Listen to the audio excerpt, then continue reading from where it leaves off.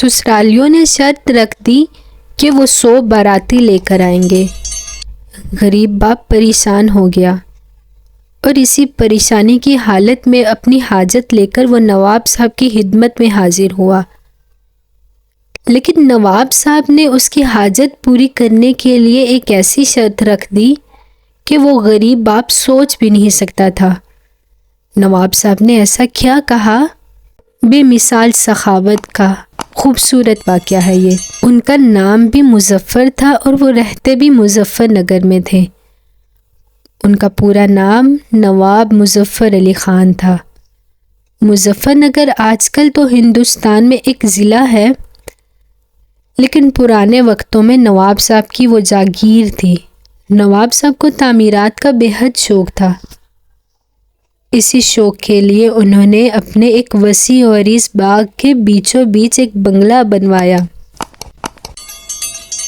اس پر انہوں نے خرچ بھی خوب کیا اور اس کی نگرانی بھی خود کی۔ باغ بن کر تیار ہوا تو دیکھنے والوں نے کہا، کہنے کو تو بنگلہ ہے مگر حقیقت میں محل ہے۔ واقعتاً تھا بھی ایسے ہی، لوگ دیکھتے اور دانتوں تلے انگلیاں دبا لیتے۔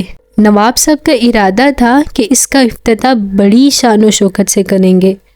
اسی ارادے کے پیش نظر صفائیاں، دہلائیاں وغیرہ ہو رہی تھیں۔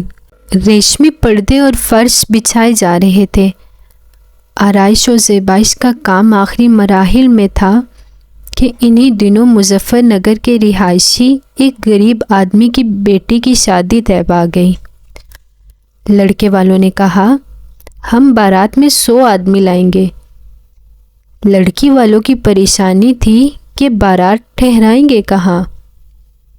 اس زمانے میں میرج ہال تو تھے نہیں۔ غریب باپ اسی سوچ اور فکر میں تھا کہ ایک خیرخواہ سیانے نے کہا، بارات ٹھہرانے کی جگہ تو میں بتا دیتا ہوں، لیکن اگر…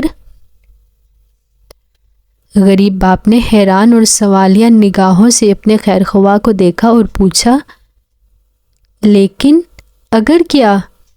وہ شخص کہنے لگا، اگر تمہاری قسمت اچھی ہو اور نواب مظفر خان مان جائیں۔ غریب باپ کہنے لگا، کیا مطلب؟ تو وہ شخص کہنے لگا، مطلب یہ کہ نواب صاحب نے جو نیا بنگلہ بنایا ہے وہ بالکل خالی ہے۔ انہوں نے ابھی اس میں رہائش تو اختیار نہیں کی۔ 1-2 دن تمہاری بیٹی کی بارات ٹھہر جائے تو کوئی مسئلہ نہیں۔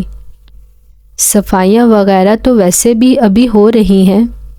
نواب صاحب رحم دل اور غریب پرور آدمی تھے۔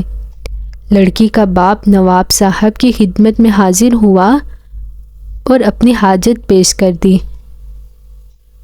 نواب صاحب کہنے لگے، بنگلہ میں دے دوں گا مگر ایک شرط ہے۔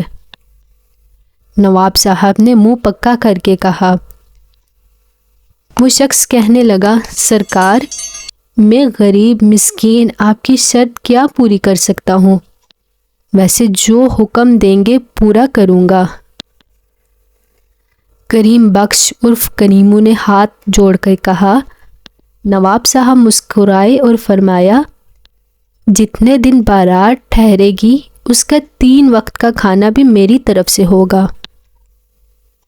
کریم بخش کی آنکھوں میں احسان مندی سے آنسو آ گئے۔ اس نے پگڑی کے پلو سے آنسو پہنچتے ہوئے کہا، نواب صاحب، آپ نے مجھے خرید لیا ہے۔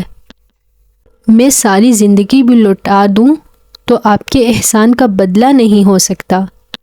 نواب صاحب نے کہا، میاں کریمو، اب میرے بنگلے کا افتتاح تمہاری بیٹی کی بارات سے ہی ہوگا۔ یہ لو چابیاں، اور جہاں مزید صفائی کی ضرورت ہو خود ہی کر لینا۔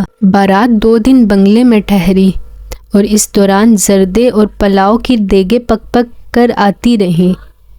رخصتی کے وقت عورتوں، بچوں سمیت ہر باراتی کو ایک ایک جوڑا بھی نواب صاحب کی طرف سے دیا گیا۔